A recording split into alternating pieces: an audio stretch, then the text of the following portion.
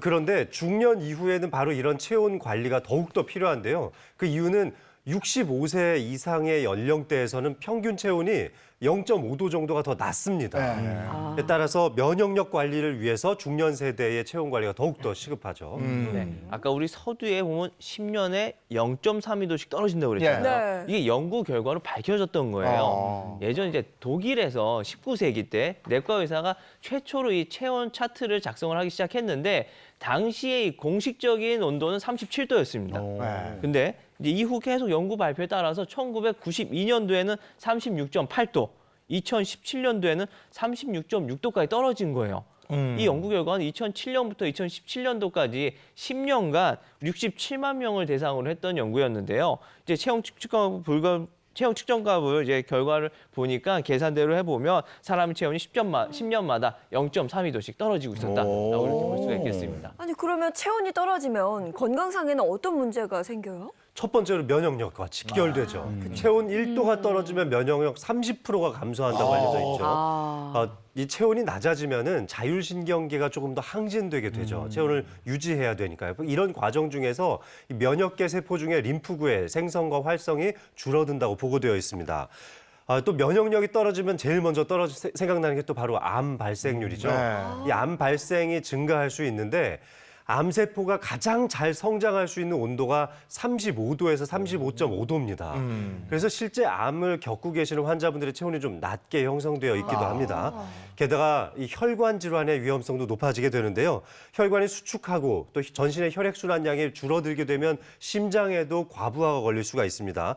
바로 심장의 과부하는 곧 혈압의 상승으로 이어지니까 뇌경색이나 심근경색의 위험성도 높아진다고 할 수 있습니다. 아니 오늘 날을 잘 잡은 것 같아요. 오늘 정말 춥잖아요. 근데 체온 떨어지면 면역력 떨어진다고 하고 오늘 같은 겨울철엔 당연히 체온이 떨어지니까 면역력 관리 잘해야겠습니다. 그러니까 면역력을 사수할 비방이 필요하잖아요. 네네. 그 대책은 어떤 게 있는지 하나하나 살펴보도록 하겠습니다. 겨울 면역력 월동 준비가 시급하다 이렇게 돼 있는데 두 분 선생님 면역력 월동 준비법 알려주실 겁니다. 네, 이 추운 겨울 우리네 건강을 사수하기 위해서는 일단 월동 준비부터 제대로 해야 되는데요. 자, 먼저 겨울철 체온이 낮아지면은 우리한테 쉽게 찾아올 수 있는 질환들에 대해서 먼저 살펴보고 시작하겠습니다. 자, 저 깐깐한 장 교수는 진료 준비됐습니다. 네, 면역력 저하로 발생할 수 있는 질환은 뭐가 있을지 하나하나 좀 볼까요? 네, 면역력 떨어질 때 대표적으로 생길 수 있는 질환 첫 번째는 바로 대상포진이죠.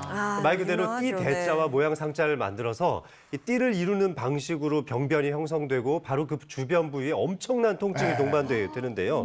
이 면역력이 떨어지는 성인에게서 더욱더 많이 발병하고 있고 노인 환자의 약 30%는 마약성 진통제를 사용해야 될 정도로 엄청난 통증에 시달리고 계시기도 합니다. 아니, 주변에 대상포진 걸리신 분들 꽤 되시거든요. 근데 정말 살이 타는 듯이 아프다고 그러고요.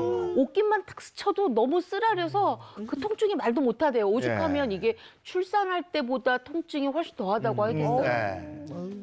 이 대상포진은 사실 이제 중년 이후의 여성들한테 더 심각하게 발생할 수 있는데 특히 이제 폐경 또 완경을 지내신 분들에게 더욱더 경각심을 가지셔야 됩니다. 우리나라 대상포진의 진료 현황을 살펴보면은 이 50대 환자가 약 16만 명 정도로 전체 대상포진 환자의 4분의 1을 차지합니다. 그런데 그 중에서도 3분의 2가 여성분들이었어요. 여성들이 훨씬 더 이 질환에 취약하다고 할 수 있겠는데요. 그런데 더 무서운 건 한 번 이렇게 걸리셨던 분들이 재발할 가능성이 높다는 겁니다. 이 맨 처음에 걸릴 확률은 1000명당 5명꼴로 보고 있는데요. 재발할 수 있는 비율은 1000명당 12명으로 2배 이상 높다는 것도 기억하셔야겠습니다. 대상포진 이건 예방주사가 있어요, 그죠? 네, 맞습니다. 그래서 그걸 좀 맞으시면 대상포진이 와도 살짝 경미하게 지나갈 수 있으니까 그건 좀 한번 확인해 보실 필요가 있고요. 맞습니다. 네, 두 번째 질환은 뭡니까? 자, 우리 몸 면역력이 떨어질 때 생길 수 있는 두 번째 질환, 바로 갑상샘 기능 이상증인데요.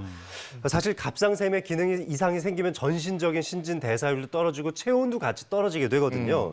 작년 2015년도에 보면은 이 작년에 의료기관을 찾은 이 갑상샘 기능 이상증 환자가 2015년보다 10만 명이나 늘어나서 56만 명에 육박했다고 하고요. 이 중에서 여성 환자가 47만 명이었습니다. 그러면 10명 중 8명 꼴이 또 여성분들이라는 셈이 되기도 하죠. 갑상샘 기능 저하증. 네. 이 질환을 의심해 볼 만한 증상에는 어떤 것들이 있을까요? 뭐 일단은 갑상샘은 신진대사와 관련돼 있으니까 열 생성과 직접적인 관련이 있는데요. 체온이 떨어지는 것이 첫 번째고요. 그리고 전신적인 무력감과 또 피로감을 많이 느끼게 됩니다. 또 추위도 굉장히 많이 타면서 특히 이 목 아래쪽 주변이 많이 부어오르는 네. 고이터라고 부르는 현상이 발생할 수 있고요. 전신적인 신진대사율이 떨어지면 체중이 증가하는 문제가 생깁니다. 피로감과 함께 식욕은 떨어지고 체중은 증가하는 문제들이 생길 수 있고요. 초기에는 사실 증상이 뚜렷하지 않으니까 내가 몸살 감기 걸렸나? 이렇게 그냥 착각을 하시는 경우도 많고요. 방치하게 되면 심장에도 과부하가 걸려서 심장 질환이 생긴다거나 의식을 잃는 경우도 생길 수 있고요. 그 외에도 다른 위험 화병증들이 많이 발생할 수 있습니다. 이게 희한하네. 식욕이 줄어드는데 체중은 체중은 급증한다. 늘고. 증가합니다. 이게 네. 또 희한하네요. 맞습니다. 여성에게 갑상선의 기능 때문에 신진대사율이 떨어지면 그럴 수 있어요. 그렇구나.